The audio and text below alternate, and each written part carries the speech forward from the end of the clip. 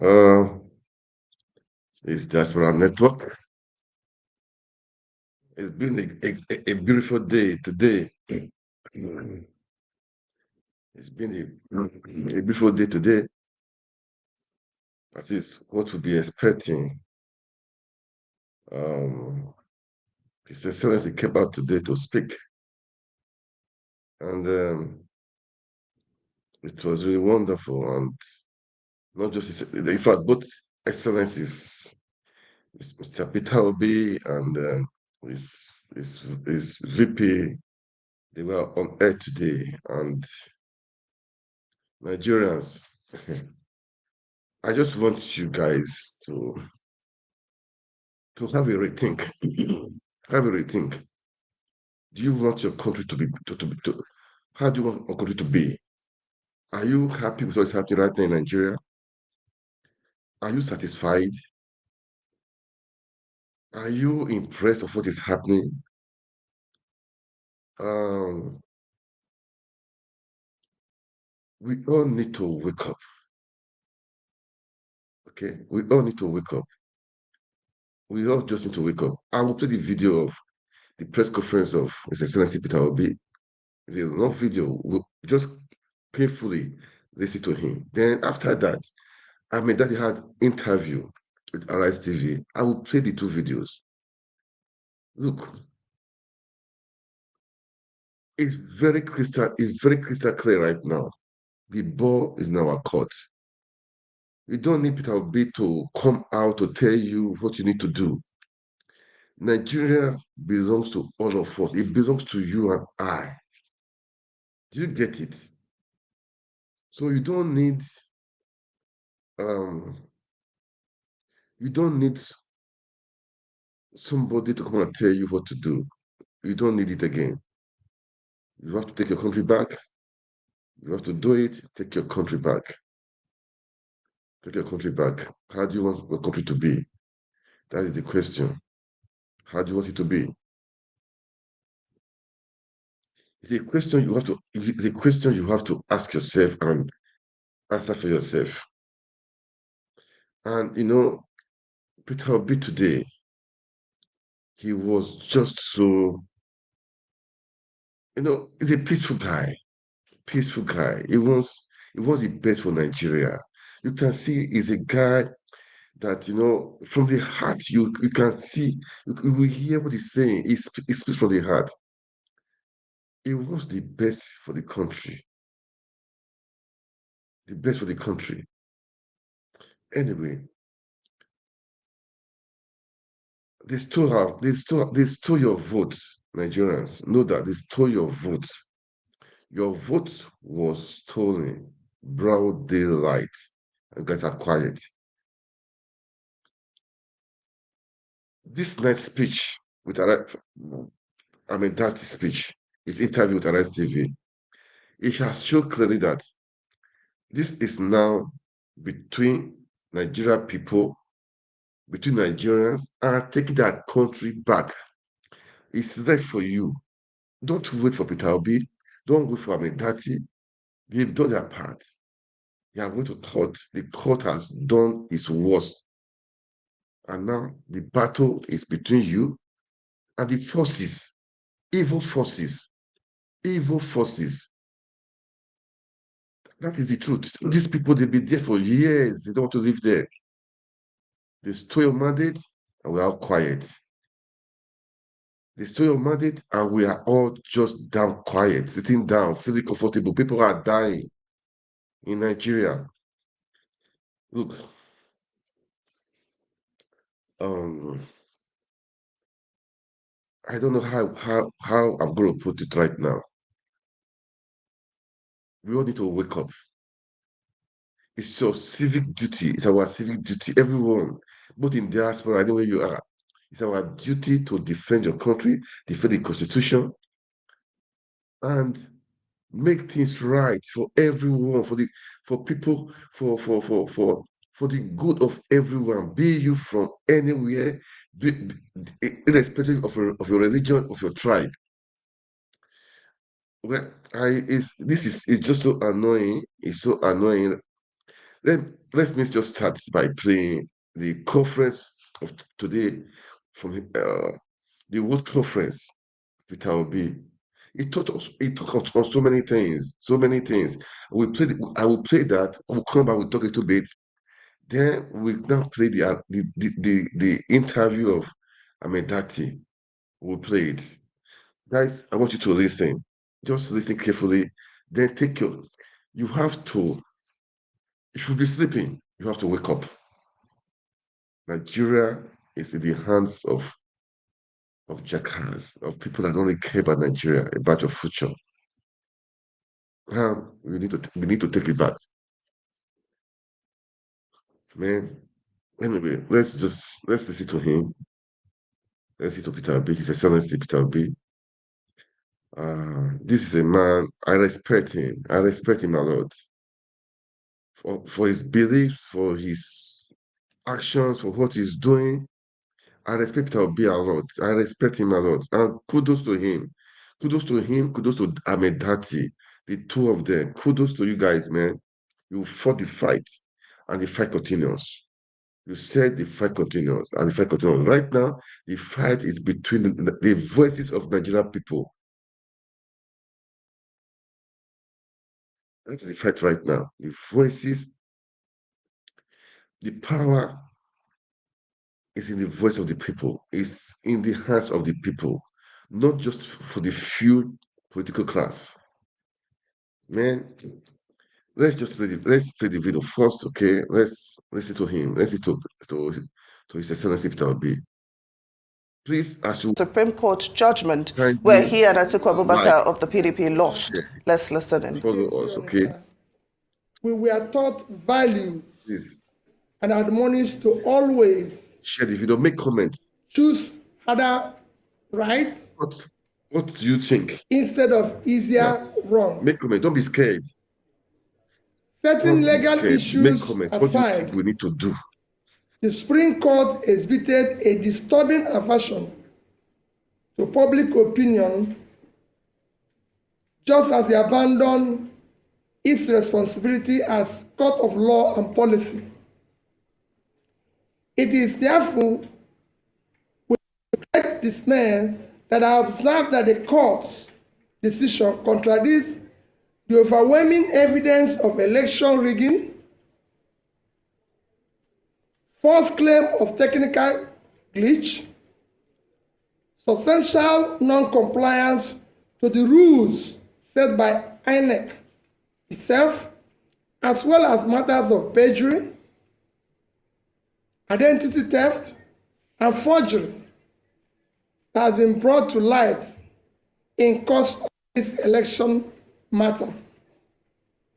These are hefty allegations that should not have been treated with levity. More apparent, the Supreme Court's judgment willfully condoned breaches of the Constitution relative to established qualifications and parameters for candidates in presidential elections.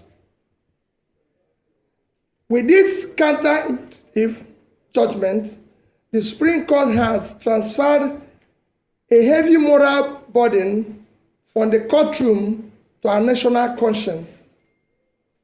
Our young democracy is ultimately the main victim and casualty of the courtroom drama.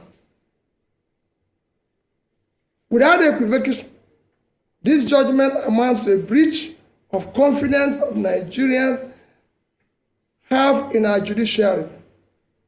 To that extent, it is a show of unreasonable force against the very Nigerian people from whom the power of the Constitution derives. The Supreme Court's ruling may represent the state of the law in 2023, but not present demand for substantive justice. The judgment missed principles and precedents. Indeed, the rationale and premise of the Supreme Court judgment have been clearly brought to light by deep, prevailing, and troubling valedictory remarks of Honorable Justice Musa Dathi Joe Mohammed, JSC, on Friday, 27th, 2023.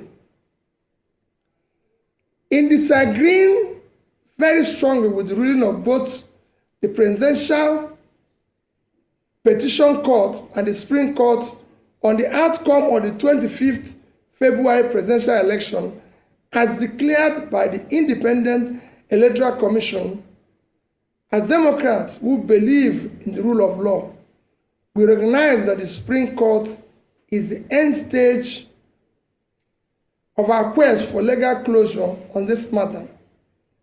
As a party and candidate, Dathi and I have now exhausted all legal and constitutional remedies available to us. However, this end is only another beginning of our quest for vindication of hope of the common man for a better Nigeria. After all, sovereignty belongs to the people, if only for historical purposes.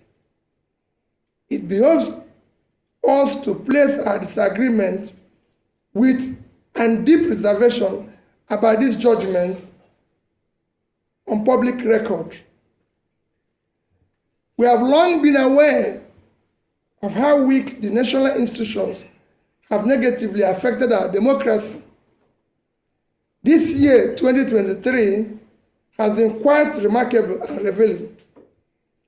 INEC displayed incompetence in the conduct of its statutory duties. The judiciary has largely acted in defiance of the constitutional tenets, precedents, and established ground rules. Political expediency has preceded judicial responsibility. A mechanical application of technicalities has superseded pursuit of justice and fairness. Both INEC and Supreme Court, as referees, respectively, shifted the goalposts in the middle of the game. Where the value and import of INEC and recent Supreme Court ruling ends is where our commitment to a new Nigeria begins. Our mission has been more about anchoring a new Nigeria, and it remains unchanged. It is a nation where things will work, where the country will be led from its present waste and consumption orientation to a production-driven economy. Our commitment is to a nation anchored on principles of prudent management of resources, to quickly pull millions out of multidimensional poverty, ensuring transparency and accountability in equitable distribution of opportunities, resources, privileges. In the new Nigeria, we aim to address all unmet needs by showing compassion for all those left behind by the present system. Going forward, we in Labour Party and the Obedient Movement are now effectively in opposition. We are glad that the nation has heard us loud and clear. We shall now expand the confines of our message of hope to the rest of the country. We will meet the people in their places where they feel pain and answer the needs for hope. At marketplaces, motor parks, town halls, boardrooms, university, and college campuses, we will carry and deliver the message of a new Nigeria. As stakeholders and elected Labour Party officials will remain loyal to our manifesto. We will continue to canvass good governance and focus on issues that promote national interest and unity and cohesion. We will continue to give primacy to our Constitution, rule of law, and the protection of other liberties. We will offer checks and balances and will vie robustly in forthcoming elections to elect those who share our vision of a new Nigeria. Given the present national circumstance, there is compelling need for a strong political opposition. We shall therefore remain in opposition, especially because of the policies and governance modalities that we in Labour Party campaigned for, especially the issue of reducing cost of governance, moving the country from waste and consumption to production, reducing inflation, ending insecurity, promoting the rule of law, guaranteeing the responsibility to protect and stabilize our national currency, are clearly not the priorities of the present administration, nor is it interested in achieving sustainable development goals. It has one thing that has gladdened my heart in course of the struggle in the past 18 months. It is the passionate desire of our people, especially young Nigerians from across ethnic and religious divides, to construct a new and restructured Nigeria that will work for all Nigerians. The goal remains the guiding light and abiding inspiration. Finally, I thank all Nigerians who believed in what is now only a revolution postponed. We deeply appreciate the unalloyed, non-partisan moral support millions of youths and ordinary Nigerians across ethnic, religious, geopolitical divides have continued to give Dathi and I. We extend our heartfelt gratitude to Nigerians who have supported this mission from the onset.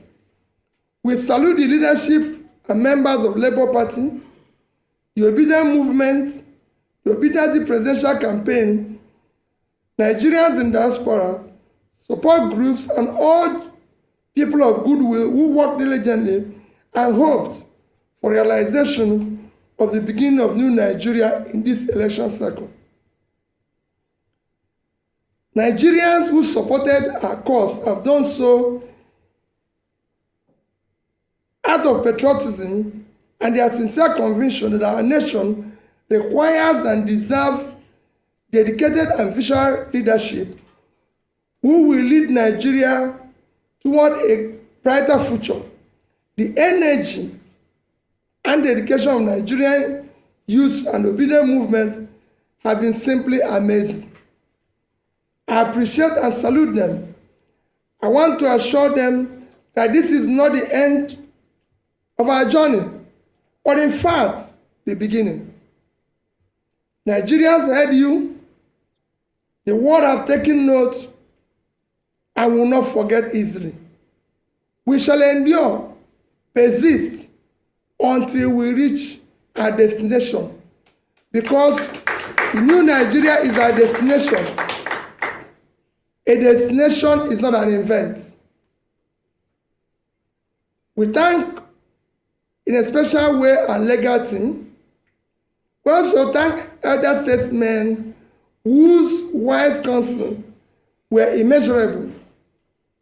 To them, we wish to state unequivocally that this judicial outcome, an obvious misinterpretation of substantial justice, has by no means foreclosed realization of a new Nigeria that is possible.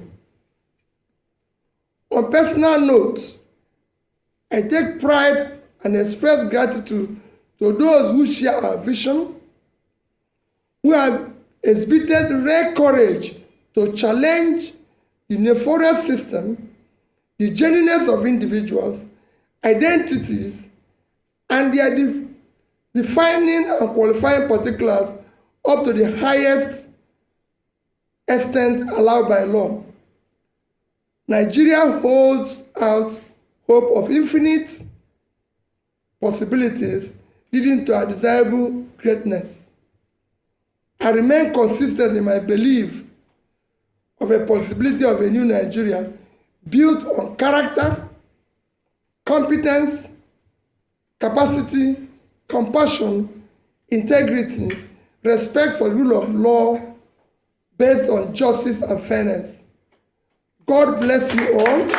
God bless the Federal Republic of Nigeria. Thank you. Oh, wow. Thank you, Your Excellency. That was the press conference. There'll be questions and answers also.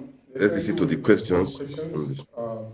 Labour Party presidential candidate Peter Obi addresses the international media where he criticized the Supreme Court for affirming the victory of President Bola Ahmed Tinubu as the winner of the 2023 presidential election. He says the judgment is a breach of confidence that Nigerians have in the judiciary and an unnecessary show of force in enforcing illegality. Peter Obi says he disagrees strongly with the ruling of both the Election Petition Tribunal and the Supreme Court, even though he acknowledges that the Supreme Court ruling marks the end of a search for justice over the conduct of the 2023 presidential election. The Labour Party flag bearer also heaped criticism on INEC for failing to carry out its duties of conducting free and fair election. He, however, says his vision to unveil a new Nigeria that is productive, corruption-free, equitable and just remains intact. This, he believes, will be achieved by the Labour Party and the Obedient Movement playing its role as a viable opposition party while calling for good governance, rule of law, offering checks and balances against the excesses of the present administration. Peter Obi ended his press conference by thanking all Nigerians who supported his candidacy, adding that the Supreme Court ruling only marks a revolution postponed as the struggle to build a new Nigeria continues.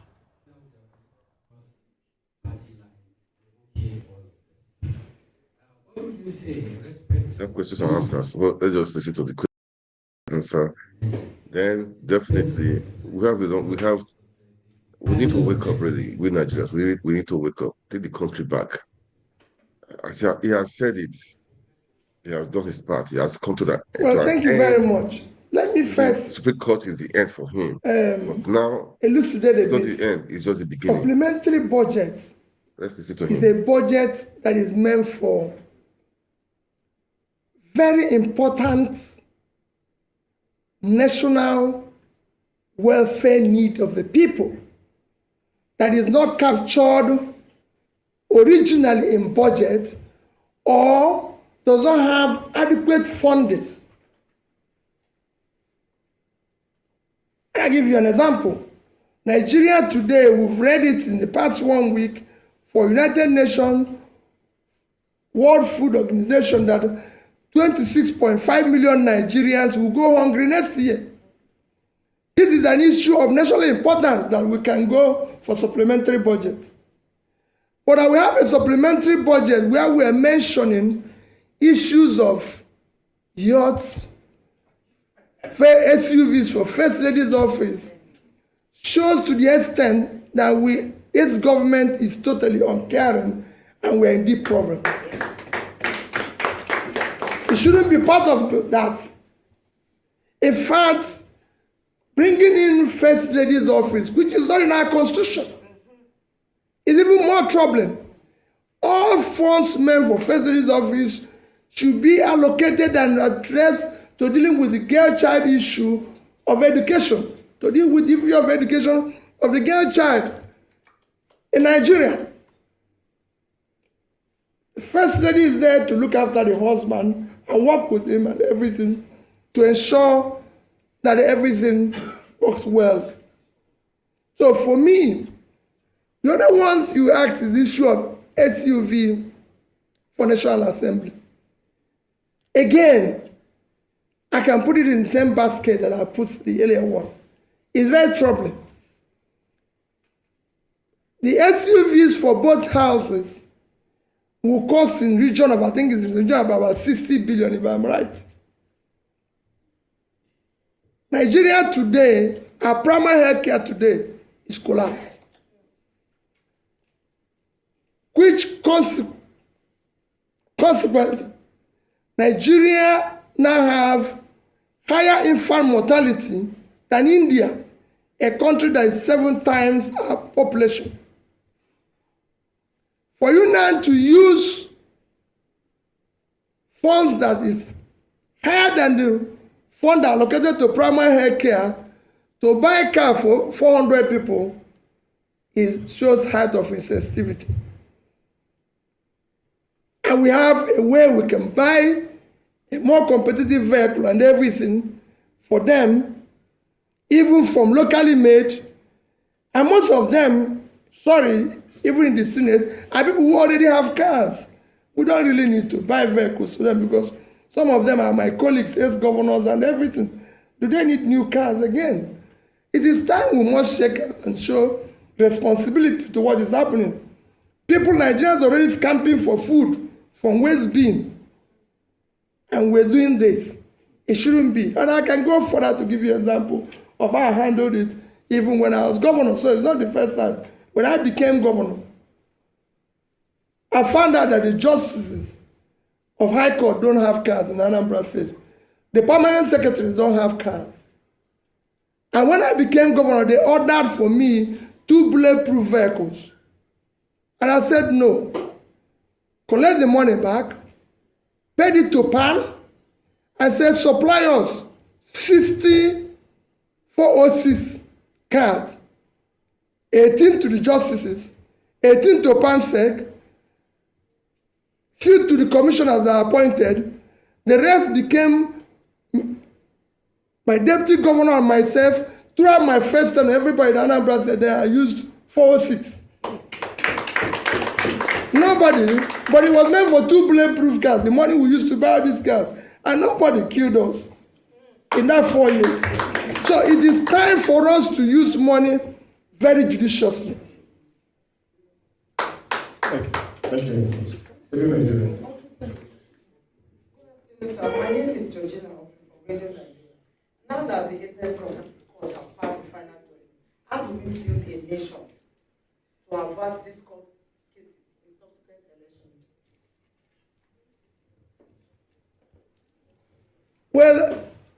Well, as you can see, everybody have done now that all institutions are broken down. Like it's been now shown, it is now for all of us to work hard together to ensure that we save the country. Those who are in office do the right things. Those who are in opposition should ensure that the right things are done. And we will do so on our own part aggressively.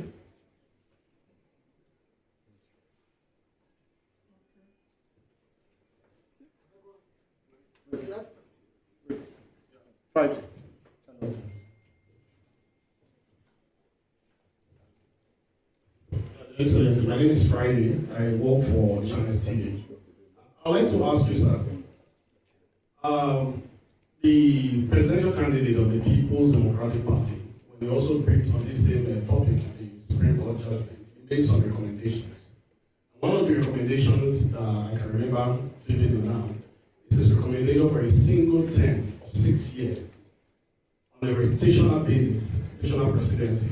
What's your view on that? And I just want to take you quickly on the issue that my colleague from Daily Trust raised, the issue of cars for people in the National Assembly. It is true that your party is in opposition now, since by virtue of the judgment of the Supreme Court. But you have your members of your party who are in the Senate, like we have one of them. We also have some of them also in the House of Representatives. They are beneficiaries of this. So, to what extent are you going to engage with them? And of course, those lawmakers at the state level, so that they will stand different from other lawmakers in these parties that seem to be doing things contrary to your vision?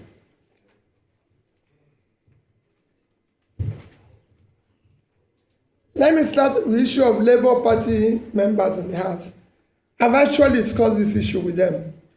Surprisingly, I can tell you, I heard that these vehicles are official cars. And I don't know, they have to use it. It's meant for official vehicle. So it's not as if it's their vehicle that is meant for official cars and everything. Because we can pay for it and say, listen, if it's your car, you return it or do something. But they said it's official cars. And that everybody is meant to do it. You are meant to use it while you're in the Senate. But you know how things work here. It's not going to be like that. But, so, what I tell people is that it won't be if Labour, if we were in office, nobody would have contemplated such. And that's where we want to go from.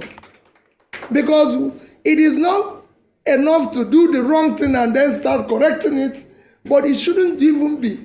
Just like people are saying, oh, maybe the issue of yield have withdrawn, or this one, it shouldn't even be mentioned in the first place, because it touches the sensibilities of people to do that. On issue of the single tenor, we campaigned vigorously on issue of restructure and reform. So that is clear. And that would have included so many amendments to make this constitution be a workable and functional constitution that will be productive for Nigeria. Including in that would have been issue of single tenor. I thank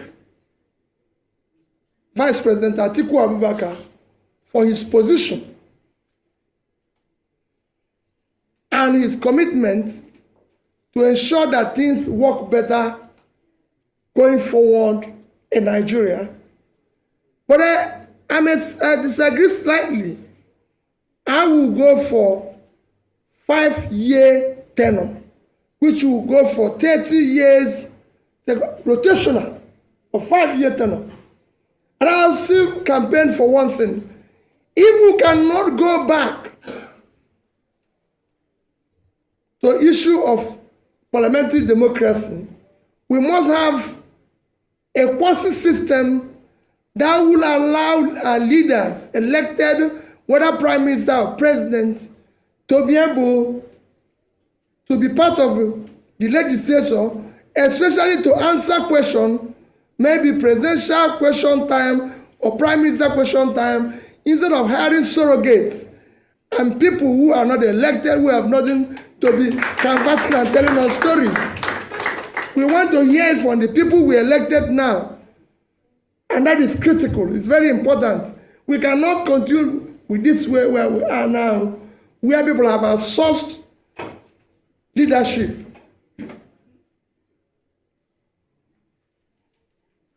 Thank you. Hello. Okay. Hello. Hello.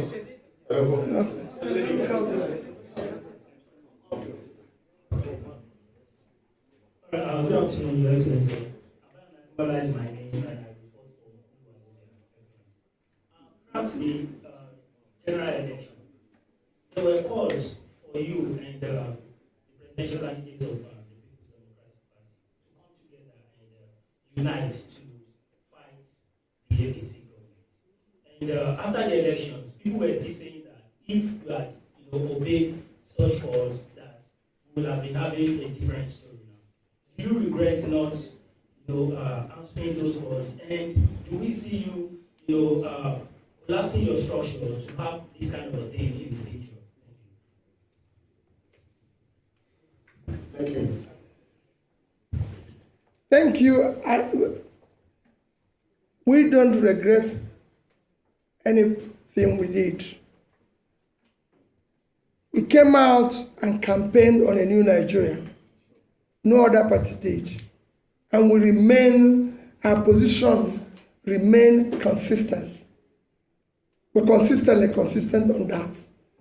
On a new Nigeria. A Nigeria where things will be done properly. So we're not regretting anything. We don't know who knows tomorrow. If you can predict tomorrow, I don't think you'll be here. We can't predict tomorrow, but I'm telling you where we are. Our commitment is on a new Nigeria, and we remain committed to it.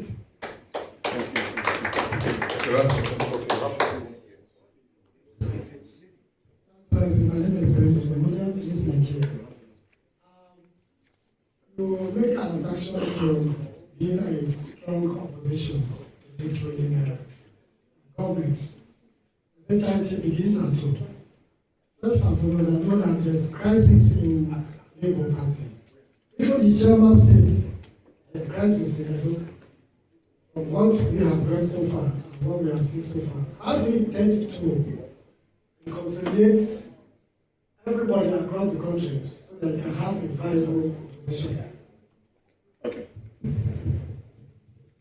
I hope this is the last, is that the last one? Yeah, the last one. The last one from The last one from the air.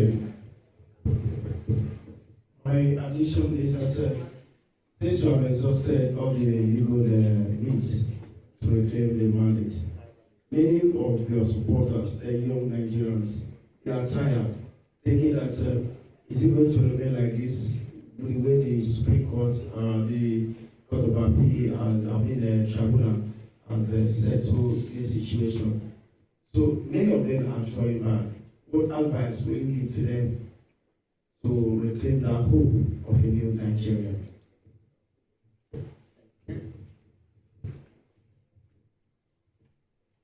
Well, thank you very much.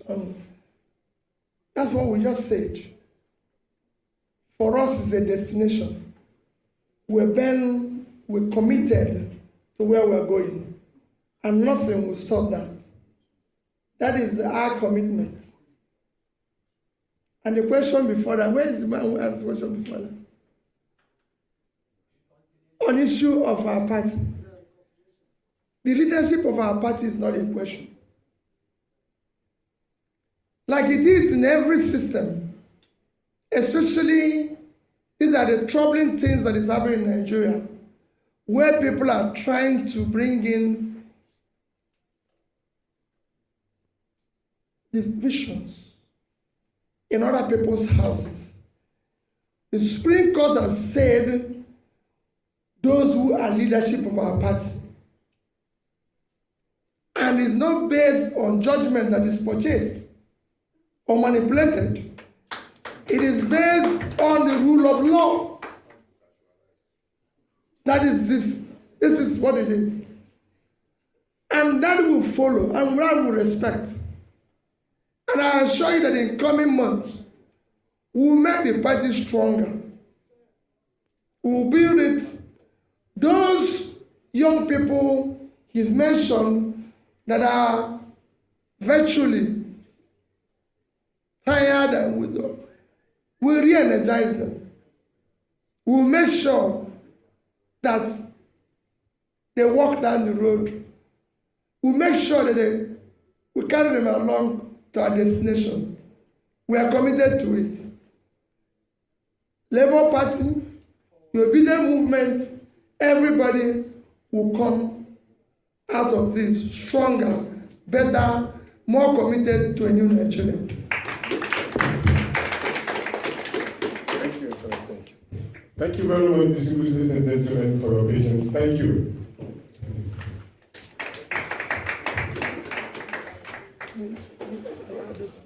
You've been watching a live broadcast from the nation's capital, Abuja, where the Labour Party presidential candidate Peter Obi has been speaking to the media on his reservations about the Supreme Court ruling and the state of the nation. While criticizing the ruling of the Supreme Court, he also acknowledged that welfare of the judiciary is lacking while those in power live an ostentatious lifestyle. Peter Obi, who says all institutions in the country have broken down, promised to keep pushing for a new Nigeria as an opposition figure while calling for restructuring and a return to the parliamentary system of government. Yeah, and that was the press conference. His Excellency Peter Obi, and we all heard him. Okay, and this evening, the verse, Ahmed Dathi had a real interview with Arise TV. I love Dathi. He says this as it is. No holding back. As it is. Look, Nigeria, Nigeria, the ball is in our court. The ball is in our court. We have to take it back. Nigeria is now or never. I love that song by Sono Koso. Nigeria is now or never. Whether we lose it, whether we win it, or we lose it forever. Whether we lose it, whether we win it, or we lose it forever. This is the time right now, man. Yes, Supreme Court has failed the people woefully. They used to say Supreme Court is the highest, it's the highest hope of the common man. But man, it's just the frustrate the common man. That is the truth. And we are Nigerians, I don't really get it. Seriously. They don't, they don't, they don't, they are used to bearing suffering. Not for how long, man? For how long we continue to live like that? Enough is enough. We have to take Nigeria back. I will play the interview of Ahmed Dathi with Arise TV this evening. He has said it that the power belongs to the people. It's now left for the people. It's now left for the people. Guys, let's help our country. Let's help our people. Let's help the people that are defenseless. We have the nation is over 200 million in population. Not just the few rascals that are doing as they are doing what they like, and it's just is those in diaspora, we like diaspora, we think it's not, most of us think it's not really our business. But man, it's our business. And those people on ground in Nigeria, we really need to sit up and we need to do something, man. Uh, People are suffering. If you don't care about people, care about your country, care about your clan, your village, you just care because it's just so it's a pity. It's just a pity that uh, uh, uh, uh, uh, people are just managing, living with no hope.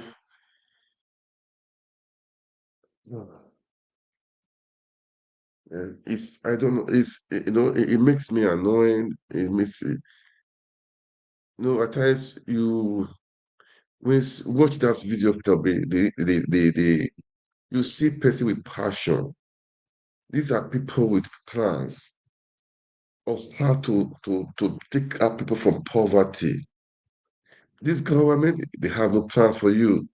They are thinking of buying SUV, having yachts, buying SUVs for the first lady office. That's what they are interested in. Looting and looting. And these monies are borrowed money.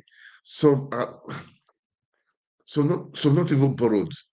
They pay on credit, hoping that they will pay with something, with crude oil in later day. It's pathetic. They are storing, they are storing, it's like they are storing debt for the children, for the future generation. Let me tell you one thing. They say the youth owes tomorrow, or the youth are the death of tomorrow. No, it's not tomorrow. The youth are the death of now. We want it now. Look, these guys have been in power. They've been there for the past four. If you look at all of them, they've been in Senate, from Senate to governor, governor to Senate. They've been there in Senate, then from there to minister.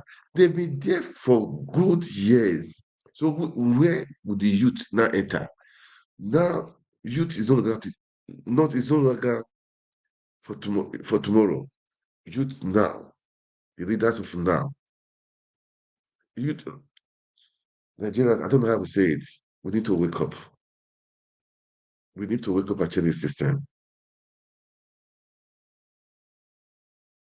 Buhari and the rest, they were Minister of Petroleum when he was 20s. Governor when he was, I think, 30s. Most of this generation now from taking over affairs. What stops us? Must we be bowing to all these people? Must you be servant or a slave forever? How long are you going to live this life? That you just want to be dobale, you just be worshiping people. This is annoying, man. It's just annoying.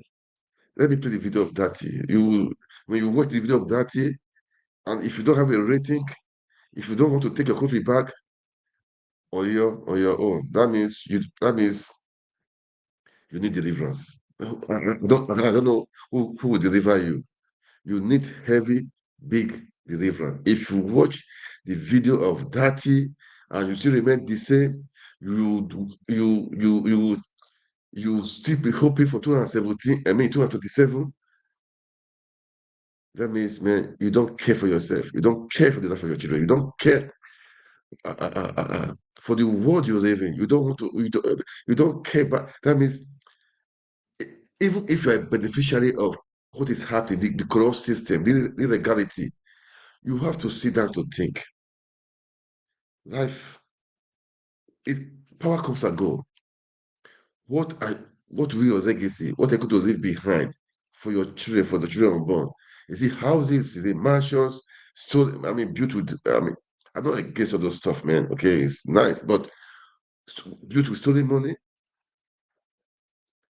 You should be proud that okay, there is healthcare. You built a healthcare. You built schools for people in your village. This is what should be your pride. What you should be thinking. Okay, this is what I will do. I may have a foundation. Have scholarship, helping people. This is what to be thinking about. But some people, they just, I don't know, steal the money and they think that is just that what is all that is all about.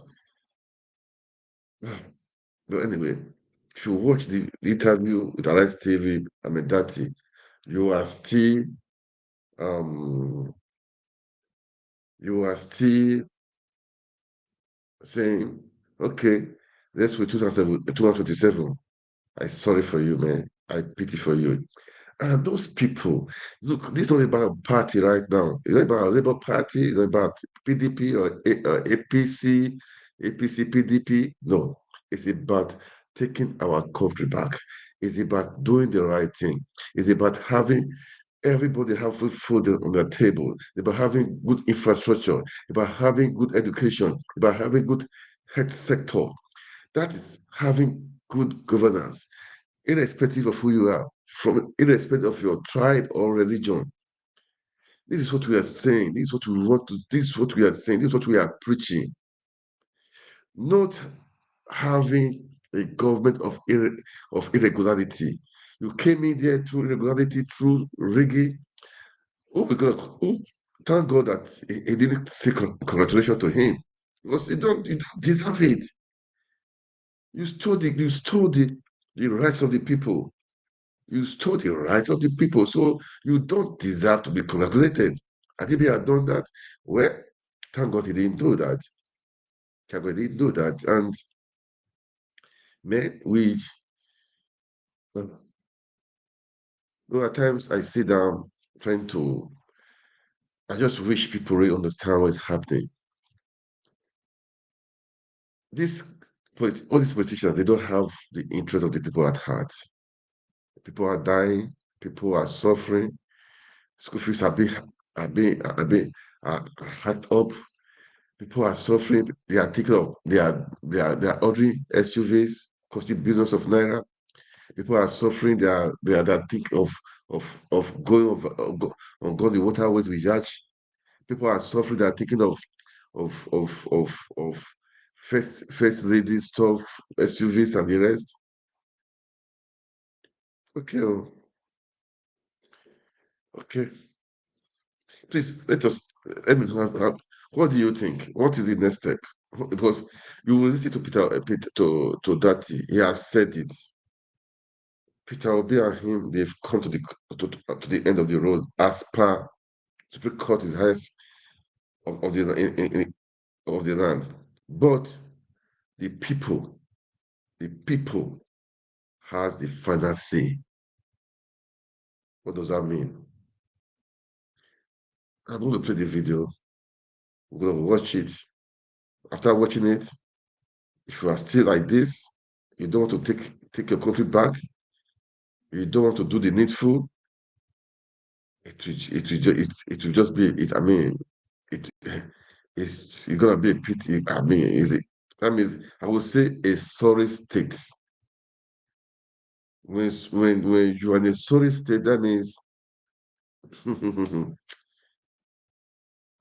man, is just um pathetic. Pathetic, man. That means it's pathetic. That means when I say irredeemable, I have to use that word because I believe in possibilities. I believe anything is possible. So I won't say irredeemable, okay? But if you watch the interview of Ahmed Dathi, you are still saying, I'm from here. I'm from here. So I will support this person because I'm from here. You need deliverance, big deliverance. Because, man, this what we are saying. I don't care from where you come from. If you can fix the country, when you come in legally, legitimately, fix the country. I don't care where you come from, man. I don't really care. That is the truth. How people at heart, man with integrity, man with vision, man that that is ready to deliver, man with selfless service. That's what we're taking. That's what we're taking. That's what we're saying. That is why the Dati and Peter Obi, the tag team was suit for Nigeria. Was suit for Nigeria. And I thank God for all the youth, all the obedience, how they came out to vote.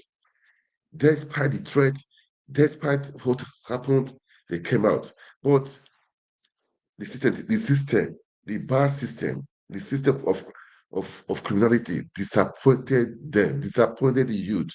Now they go back to that share. Guys, we need to wake up. Don't go back to your share. You are a winner. Winners don't quit.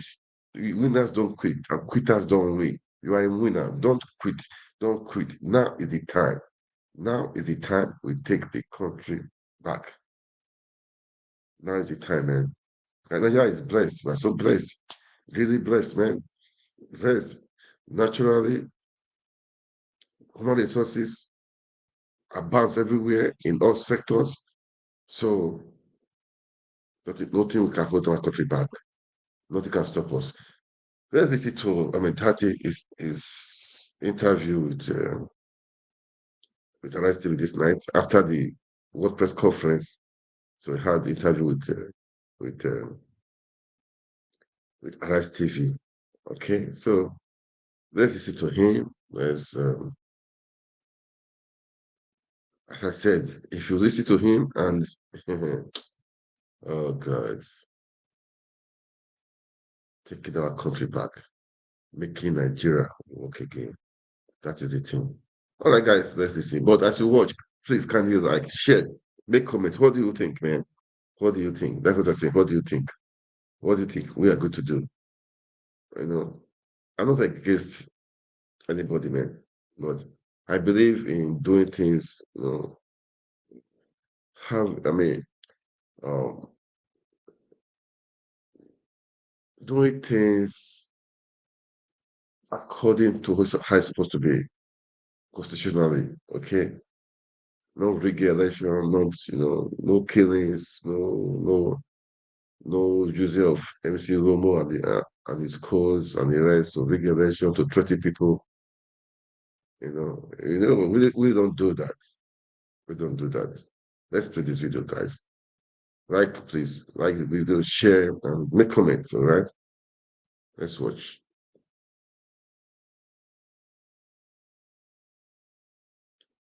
Sorry, just a moment, please. Now, a fairly determined speech there by Peter Obi today. What was the point of it? That the judgment eventually and ultimately from the Supreme Court stands accepted, largely because we can't do anything about it. We reject it, we disagree with it, and we cannot accept it, but it stands accepted because there is nothing we can do. That is the end of the road for Excellency Peter Obi and myself as candidates. But I think as this interview progresses, I will be able to tell you another point of view. And if I may just begin now, I'm not here to tell Nigerians that oil was discovered and we forgot about agriculture, or that there is unemployment leading to insecurity. I'm here to, for the sake of my country, say things that matter. I'm not here to regurgitate. I'm here to rescue Nigeria.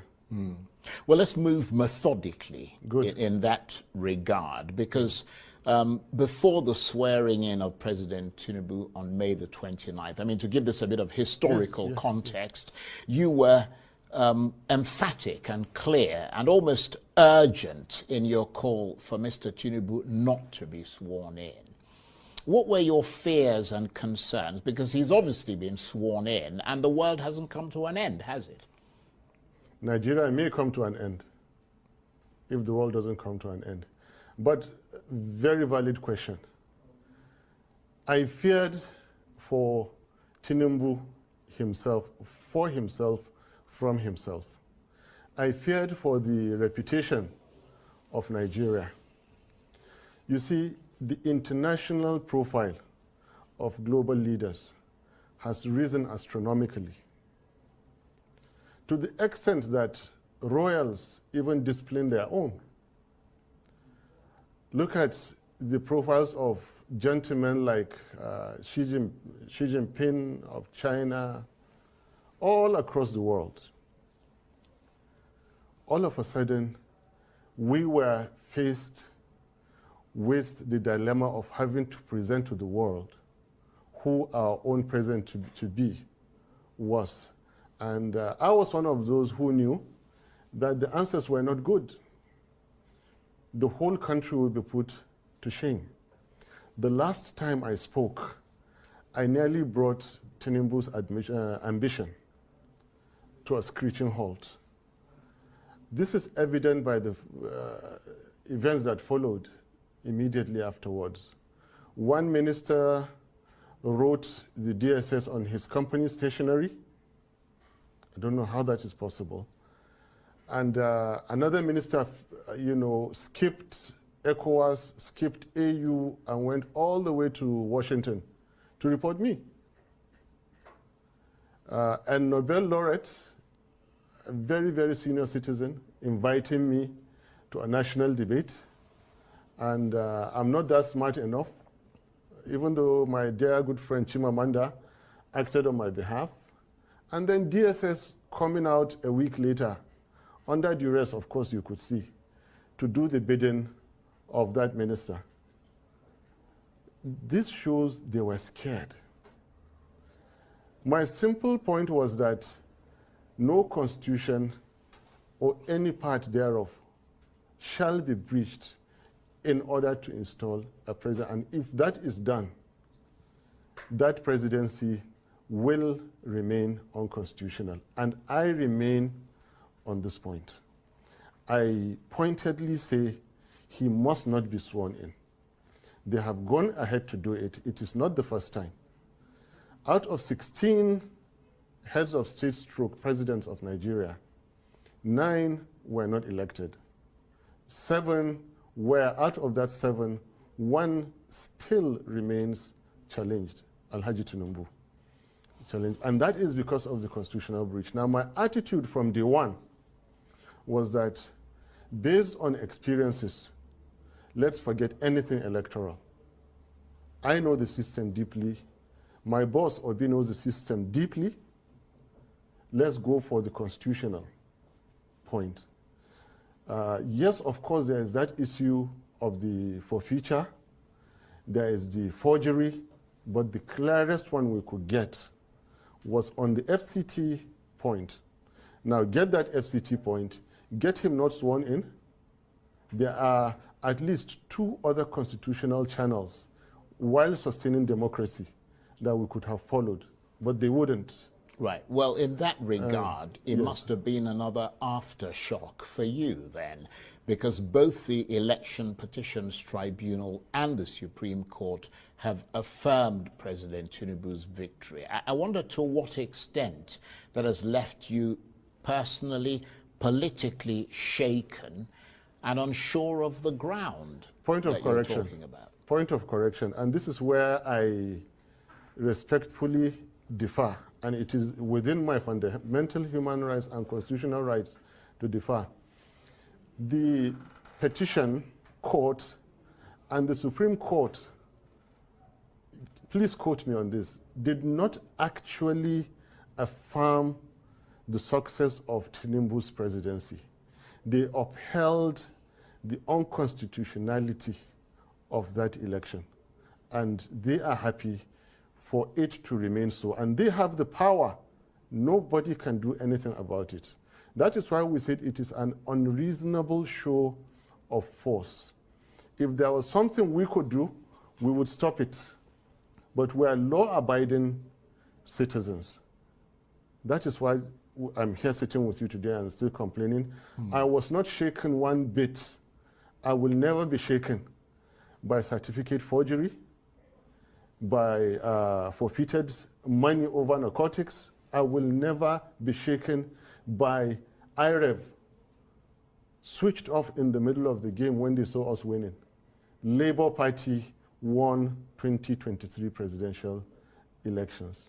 No doubt about it. They are cheats, they are bullies, and they have taken full advantage of the situation in Nigeria. When you ask me what is the situation in Nigeria, I will go ahead and tell you some fundamental things that say why we are in this situation today. Right. Can I go ahead? Yeah, but let me ask you this, though, yes. Because you're making the point, the points you're making, obviously, as you said, that it's your right to air your sort of yes. assessment. But we are now unquestionably in the Tinubu era, and he's clearly made some bold moves since he was sworn in on May the 29th. What do you think his presidency has delivered so far? Disaster. There is nothing bold or special about making appointments. Anybody can make appointments. Any right-thinking businessman, like this guy. any public disaster can make appointments. There is nothing.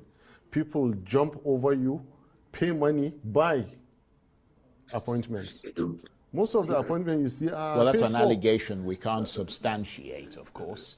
Anyway, what I'm saying, there is nothing about making appointments. You should be talking about the Naira has fallen down to 1,250. You should be speaking about 26 Nigerian soldiers that were killed in neighboring Niger State. Something that has never happened in all Nigerian military missions throughout Africa. Nigerian military are dreaded because they are good, they are professional, yet in our backyard they kill our soldiers. Under Tinubu, what is bold in having your soldiers being killed? To rub it in, they followed with killing another 8 soldiers. To rub it in, villages, almost on daily basis, that is the news, everywhere in Nigeria. This man has delivered nothing and is poised to deliver nothing. Well, they have not moved an inch Nigeria from consumption and waste to production, and they will not do it. They will not stop the killings and start the healing. Well, they will not stop the stealing and start the keeping. And they will not slide off Nigeria and they cannot start the climb. Well, I mean, the international community, certainly some in the international community, would beg to differ with your assessment, because I wonder what your reaction is to the latest Fitch international ratings agency, which is hugely respected across the world, and that is the front page of this day newspaper today. Fitch has rated Nigeria's credit worthiness as stable. It's given it a B-. I mean, surely that suggests that international confidence, and it did actually say that, in the Tinubu government is growing. Well, can I just make the point? Even though, in fairness to some of the points that you're making, according to Fitch, that rating is constrained by what they described as weak governance, low non-oil revenue, security challenges, which you talked about, high inflation, low forex reserves, and weakness in the exchange rate framework.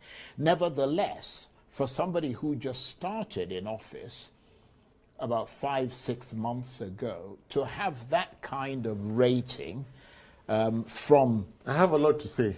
Yeah, go ahead. To have that kind of rating is pretty impressive, isn't it? Charles, it would have been more productive if you listen to Nigerians on the streets.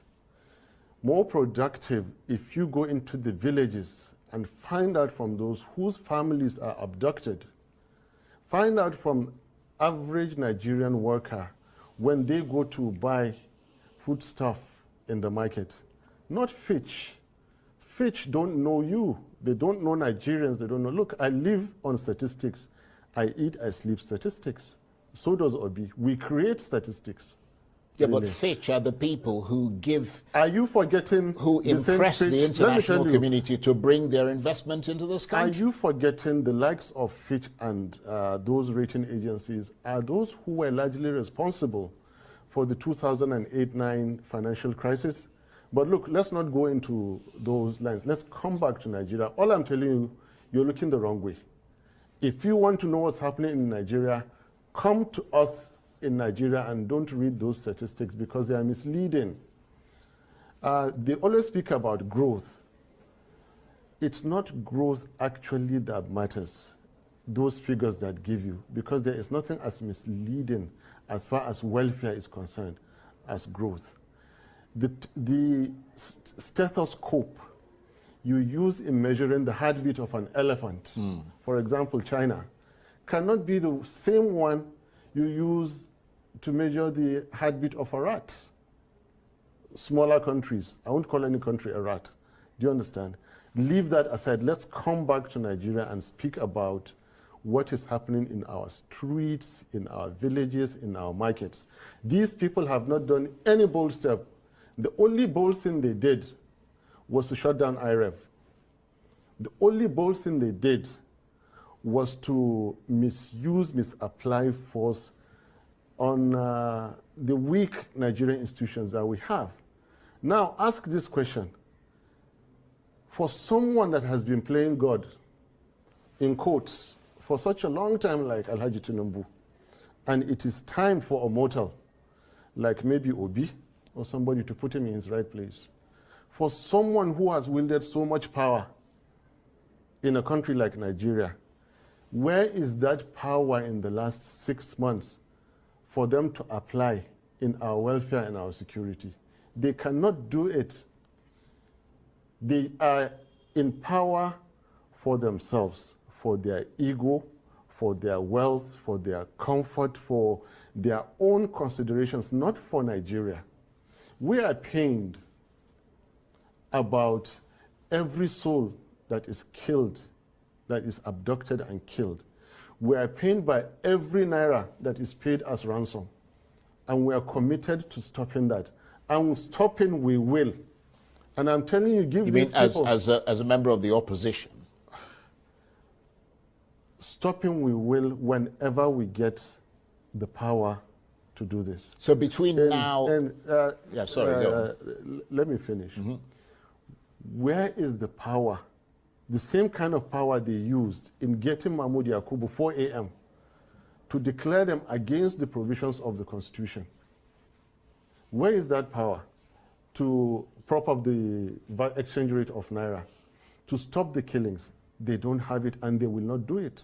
Well, you did say that you wanted to move forward because yes. Obviously we've established the fact that the election is over. You have grievances against the results, but he's been affirmed by the Supreme Court. You said methodical. Let's now be methodical. What I want to tell you is that the big picture, we say democracy is government. Well, let me just go. Democracy is not government of the people, for the people, by the people. Democracy is government of the people who have earned their rights, for the people who can protect their constitution, by the people who can exercise civil liberties. So given what when they say people, what kind of people? The people who will fold their arms while their constitution is violated, then democracy is not for you. I have said it. It belongs to only those who can practice it with due respect. So just hold on. Right. I was going to ask you what your assessment of the state of democracy is in Nigeria, given what you just said. It is poor. The people have to wake up to the challenges. For a people that are ready to accept anything, then anything will happen to them. Again, in quotes. You see, a fraction of 1% difference in a political DNA of a society can spell the difference between servitude and freedom. Last year you saw it. Indian farmers sat in a location for 1 year because of one obnoxious government policy until Indian government reversed it. Before the war in Israel, Israelis were in the street for 16 weeks, counting. You can count so many other countries. Nigerians are not yet ready to do this. As I'm speaking to you, the likes of my former friend who would say it's treason, is all that, I am educating Nigerians. Rise up for your rights. No justice of Supreme Court will give you democracy. Yeah, you have to go out. But they're not going to be able to reverse that, are they? They will. I mean, they Nigerians, can't. This is constitutionally. No. Constitution and legal, and this is where I differ. With all modesty, okay, I don't mind being alone on this, but I know I'm not breaking any law, and I have never had a criminal record. So what are you actually calling on the people to do? I'm trying to understand what you're saying. I'm getting to that. Sure. We're running out of time. So I'm saying that, and again, this is instructive. I'm saying that we, the people that stood to form the Nigerian Constitution today, it is not over. For we, the people, power is that which remains standing when there is nothing to oppose it. A leader is he who remains followed when there is nobody to challenge. Authority is that which is implemented when there is nothing to stop it. They have the leaders in place now with wielding authority with political power. But power and sovereignty belongs to the Nigerian people, we the people, on whose behalf an elected government is exercising that authority.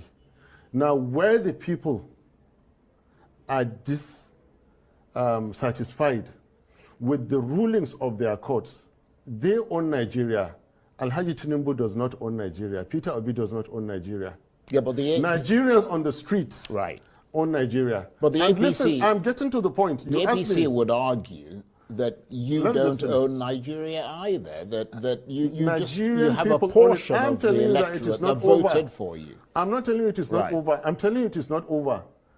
For Peter Obi and me, it is over.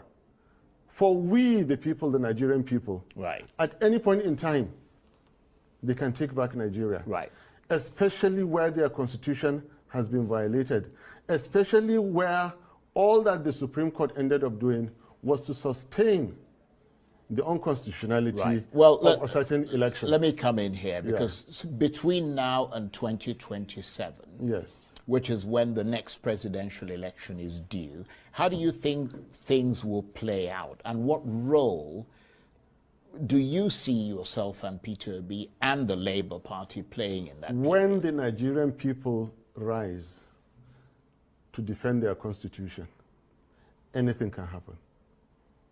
And well, this is not, that sounds quite a bit worryingly frightening. We are in a worryingly frightening situation. I told you I'm not here to repeat what you've been hearing. And I was prepared to come here. I have never had a criminal record. I love my peace. And I'm repeating that when the Nigerian people decide, Nigeria is theirs for the taking. And any fraudulently elected government is fair game for them. Nigerian people have the right, the constitutional right. As we speak now, DSS can go and interpret. They have lawyers there. Police, IG, and every day can go and interpret. The Nigerian people have that power. Not Obi or Atiku or anybody. Nigerian people have the power at any point in time to take their country. All they have to do, not even seek approval. They give notice. It's interesting. And listen. Right. You turn away the barrel of your guns, away from the Nigerian people, and point them at the enemies of Nigeria. This country belongs to Nigerians. Well, you've made that point. When Nigerians decide, but if they want to practice democracy, right, they will take this country. It has happened before. The military decided, they took Nigeria for so long, they fixed Nigeria and handed it back.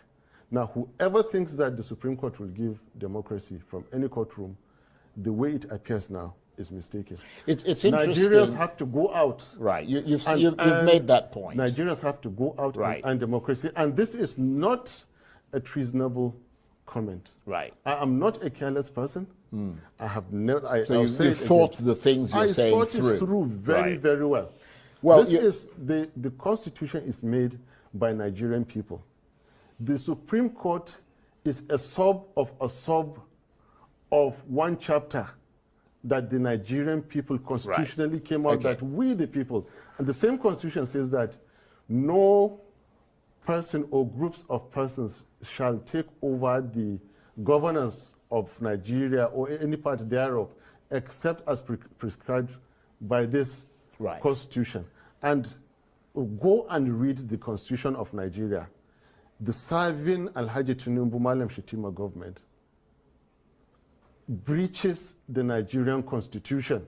Right, okay, can I come in here for a minute? Yes. Because you mentioned Kashim Shettima. Yes. Your brother, the spokesman of the Northern Elders Forum, Hakeem Baba Ahmed, is of course now serving as a special advisor on political matters to the Vice President Kashim Shettima, which means that he might have to help Mr. Shettima to devise a strategy for dealing with political opponents such as yourself, his brother. Does that rub you up the wrong way, given all the things you've just said about that government? Your own brother is now working for them? Charles, I am after the government. I'm not after appointment. I am after the president and the vice president who were fraudulently elected, unconstitutionally elected. I cannot come down to speak about any appointment. He is by far my senior brother, so there's no way to say he's an adult or he has his own rights or his own life to live. Our politics are completely detached. And in fact, it is his boss I know, not him. And his boss, since you brought this question, he is not exactly a responsible gentleman. With all the things they've been doing, now you brought up this issue, I didn't want to talk about it. You see, they attempted something on my safety, on my security, and I was able to find out 10 minutes to time. And God so kind, I was able to avoid. They tried to get me into one of those yellow houses down the road, get people to come and arrest me there, and use that to rig the judgment. I became so inquisitive, and I dodged within 10 minutes, only for me to come and find out, based on strong suspicion, where it came from. And with what I see, then the strangulations in Lagos in the past, yes, they happened, and they were for a reason. The people gunned down in Borno State, it happened, and yes, it was for a reason. I think Peter Obi and myself have been lucky to have stood today to give that press conference. So the least, taking my senior brother to give him an appointment, is the least of my worries. I am not worried about any appointment. Right. Well, let me bring in another. If he likes, he can go and take the entire Baba Ahmeds and give them ministers. I don't mind. Well, let me try. I will still. You'll still stand by the things you say. It is an unconstitutionally which is Supreme impressive that you stand firmly by your beliefs. Yes. But you were called fascist by the Nobel laureate Professor Wole Soyinka because you and Peter Obi claimed you had won the election. He used those words. He accused you of trying to force a lie on the Nigerian people. How much did that broadside affect you, coming from someone with such a stature as Wole Soyinka? Please, I respect him too much, and I have more important issues to discuss. Let's go to another question. Right, so you don't want to talk about it. I don't talk about okay. Soyinka. Well, come back to Shetima, and I'll talk about Shetima. Well, let me talk about something. A very irresponsible gentleman. Let me talk about something that is imminent. Be he the vice president or whatever that he is, I'm telling you that he has conducted himself in so many ways in these 6 months that demean the office of vice president, and I'm not happy about it, especially the way he's been treating our elder, Atiku Abubakar. For God's sake, Atiku Abubakar is getting to 80. He is by no measure of imagination Shetima's mate. How can Shetima come out and say that the Kanuris crack jokes with Fulanis, therefore he's going to retire him to Dubai or Morocco? And these are very personal issues. What kind of an irresponsible statement is that to make? Well, I am not privy to having said that. For him having said and that. It is true. And obviously the vice president's office. So what I'm saying is that leave Soyinka out. Yeah. Bring who matters to me like Shetima, bring Alhaji Tinubu. Look, even Tinubu, I have much respect for Tinubu. You heard Shawari criticizing me for me calling Tinubu uncle. I call him uncle where I said, you saw the picture that I went to greet him in the mosque, and they said that I went to plead. No, it's just respect.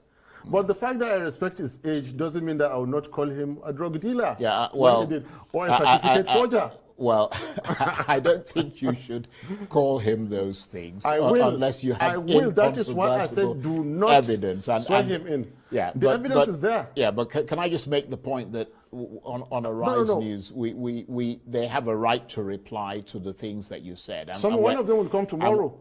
And we're giving them that. One of them will come tomorrow. Let them come and say that. We're giving them that right. Let them come and say that he didn't forfeit $460,000. Well, let's let them come and say that the I want to tackle you. I want to bring up issues, right. And I don't mean to interrupt you. My apologies, okay. But I want to deal with issues because we've got about 5 minutes or so left. I want to deal with issues that are upcoming because you did say at the outset you wanted to move forward. Off-season elections are, of course, due on November the 11th in 3 states, Kogi, Bayelsa, and Imo. The Inspector General of Police has just redeployed the Commissioner of Police. That's not my line. Leave in it. Imo. I don't have an answer for you. That's not my line. Right, because I was going to ask you, is it, I mean, we saw, for example, to assess the chances of the Labour Party there. That's not my line. Come back to the substance of democracy, of what the Fourth Republic has done. You know, we all have our specialities in this game that we do. I don't know about those elections. Yeah, but you're the vice presidential candidate of the party. Not that and the more your party gains political traction, speak to me on the more it is good for you. I know, speak to me where I have strength on. That one is for the party chairman and His Excellency, my boss, Peter Obi, they can handle that, but come back to the issue of constitutional breach, come back to the issue of the rights of the Nigerian people, come back to the fact that I keep telling you, it is not over. If the Nigerian people decide to rise, they will reclaim Nigeria. The Europeans came, there was no constitution, and they had power. They colonized Africa. So power is when you have the power to do and nobody can say. Now, Nigerians can take this power because their constitution has been breached. Right. That constitution is their So own. They had faith. Right. Nigerians had faith. I think you've made that point over and over again. Right. We've got about 3 minutes left. Yes. What is your next move?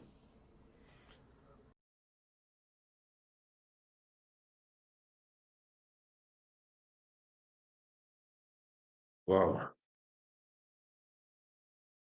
Wow.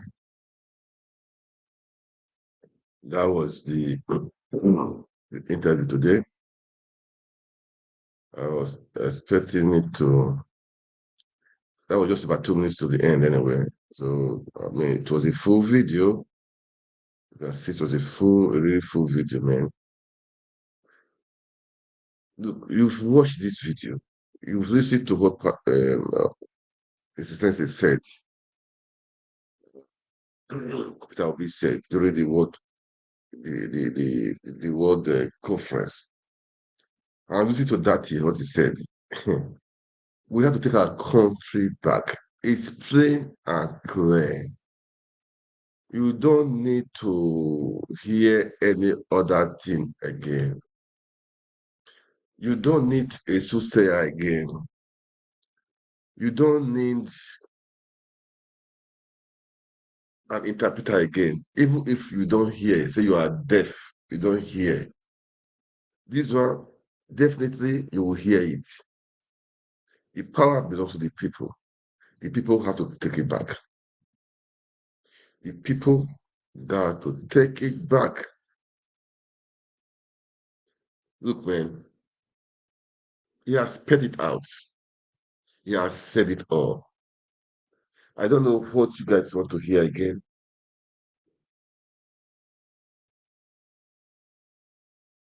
We should not condone irregularity. For how long should we be living like that? We should not condone illegality. Nigeria is blessed. Nigeria is blessed. Nigeria is blessed. He has said it. No censorship. He has said it plain and clear. Supreme Court has failed the people. Number one, INEC failed the people. From then, Supreme Court failed the people. Now, Nigeria, the power belongs to you. The people owns the power. They have the right to take anything back they want to take back. That's what I have to say. You've heard me. I will make this rebroadcast again. I'm going to do it. This rebroadcast. I want it to sink to everybody's ear. First of all, I played the President Obi's press conference. The press conference, you heard it, what he said. After that, I played Dathi. Dathi, you heard what he said. Nigerians are used to bearing, suffering, complaining in silence. Complain out. Complain out. Stop complaining inside. Stop killing yourself. Stop. People are jumping into the lagoon. People are hanging themselves. People are suffering. School fees are being hiked. And meanwhile, the salary is the same. No jobs for people. And they are silent. People are stealing money. They are buying SUV. They are talking of yacht. They are talking of first lady SUVs. They are talking of senators and reps having SUVs for what? Yes, they say it's official car. Look, we have to fix the people first. The people are suffering. Healthcare is poor. Education. Oh, I saw a video. Oh God. Public school. public school, no roof, nothing. I never really know it's been like this, really. That that was a school, one of the best schools in that, one of the best schools in that state. Last time they told me that the school, they don't have teachers. I think they said they had just few teachers. I said, are you serious? Class one, those days class one, that time, okay, they have class one to class five. Before the JSS stuff and SS stuff. We used to have maybe one to E or to F, then two to E or F. We class different teachers. Now they don't have that. One guy will be teaching physics, teaching chemistry, teaching mathematics. I said, are you serious? I was just thinking, I said, this can be true. And this is one of the schools or one of the best schools there. So I don't wonder those other schools, what would be right now the outcome right now? I just wonder now. And this is what they don't care. This is that they don't care. They allow the private institutions to take over everywhere. I'm not against that, man, which is very good to supplement their education. But the school fees for the people that don't have the money, how can they pay it?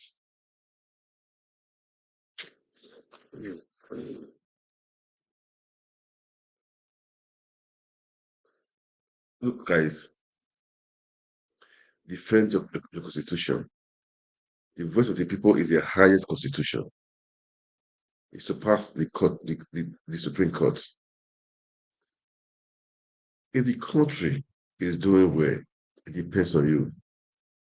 If the country is doing bad, it depends on you. Stop blaming the politicians because you have the power to change what you want to change. Enough is enough. You have the power to change what you want to change. Enough is enough.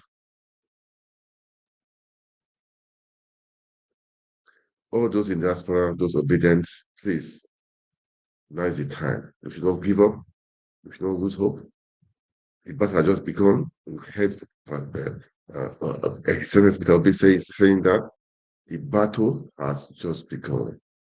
This is just about 18 months. The battle has been just about 18 months.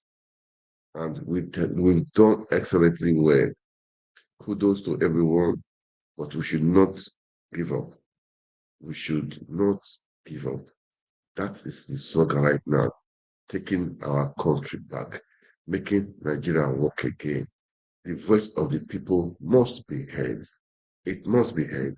And it will be heard. It will be heard.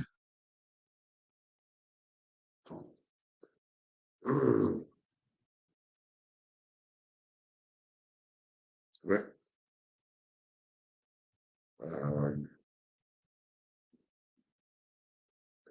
let me say one thing. What we are doing is not personal thing. It's not for personal interest. I don't know Peter Obi. I don't know anybody in the Labour Party. I don't care to. I don't want to know those people. I don't really. For me, I don't belong to any of. I don't. I don't know. What was? It's not for personal interest. Don't know that somebody will say tomorrow. No, we want the goodness of our country. We want our country to prosper. We want the people to.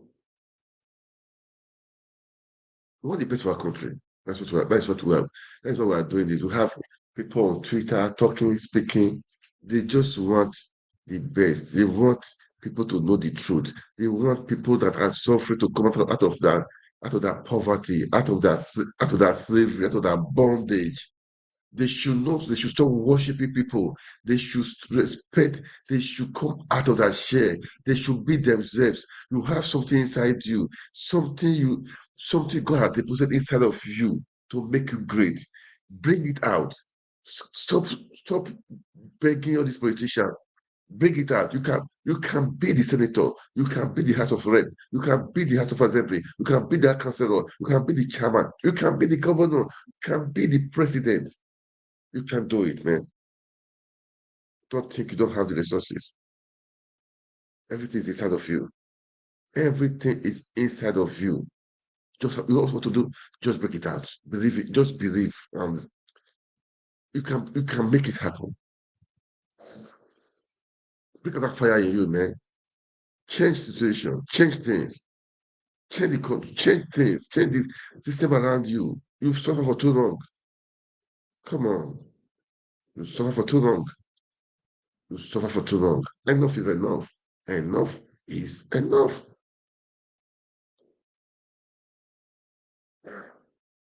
According to that senator, you don't be lying. If you talk, you die. If you don't talk, you die. So just talk. Talk. Quiet, you are dying, you are killing yourself, drop into the lagoon.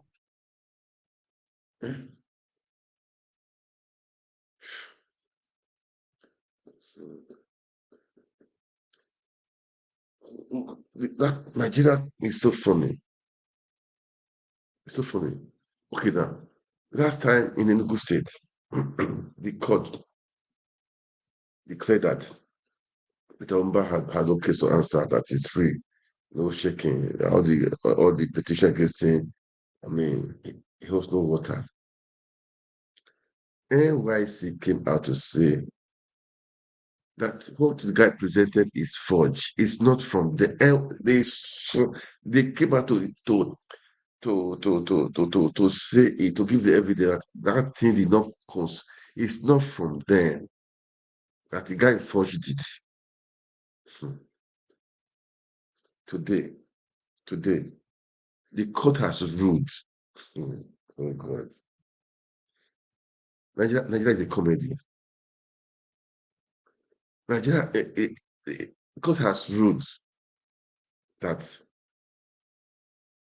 court has disagreed that what NYC said. They disagree with them. They have authenticated the certificate Petamba presented. They said it's correct, that it's not forged, that they said it's authentic. Not just only that, they awarded I think, how much was it? I think 5 million naira in damages to Umba. And the NYC should pay it for them to say that the certificate was not from them. Is Nigeria not a funny country? Judiciary is that not a funny country? I mean, judiciary is not a funny establishment. I produce this now, this phone. Somebody said, I produce iPhone. Somebody brought an iPhone. They called me. I said, this iPhone you brought is not from me. I didn't do this iPhone. Then you, the judge, that said that I'm lying. That I am lying. I should pay fine for saying that thing was forged. It's me that it's from my office. It's me that I own it. I see this one. It's not. I did not do this iPhone. This I know my iPhone. I do. You are saying I'm lying. Nigeria, God help Nigeria, man. God help Nigeria. Nigeria, God help Nigeria. I don't know what to say, but the power is in our hand, guys. You out there, take your country back. Take your country back. Ahmed Dathi has said it all. He has said it. Judiciary has failed. INEC has failed. Now, Nigerians, don't fail yourself. Don't fail your children. Don't fail the people yet unborn. You have to take your country back. A word is enough for the wise. With this, I'll call it a day. God bless you. God bless Nigeria. Definitely I will make a little podcast of this. I want you to like, share, make comments. What do we do next? What is the next step? What do we do next? We have to take our country back. They have said it all. They have legally come to the climax. Supreme Court has ruled. We don't trust. They failed. They have failed. They have failed. But the power belongs to the people. It's in the Constitution. The power belongs to the people. What are you going to do? What? Make a comment, okay? I want to see comments. I want to see comments before tomorrow evening. I want to see a lot of comments. What are we going to do? What do you think you can do? That is it. Make the comments and let's make it work. We have to make it work. All right. All right, guys. I will go right now. So that was it for today. God bless you. God bless Nigeria.